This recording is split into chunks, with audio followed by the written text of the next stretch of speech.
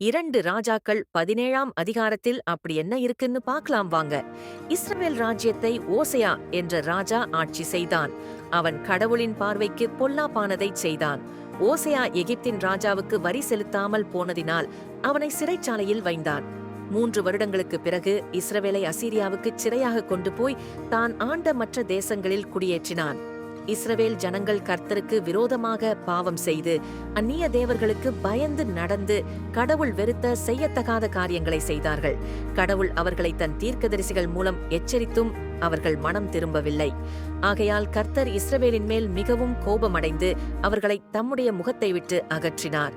அசீரியா ராஜா வேறு தேசங்களில் இருந்த மக்களை இஸ்ரவேல் மக்களுக்கு பதிலாக சமாரியாவின் பட்டணங்களிலே குடியேற்றினான். அவர்கள் அங்கே குடியேறினது முதல் கர்த்தருக்கு பயப்படாததால் அவர் அவர்களுக்குள்ளே சிங்கங்களை அனுப்பினார். அவைகள் அவர்களில் சிலரை கொன்று போட்டது.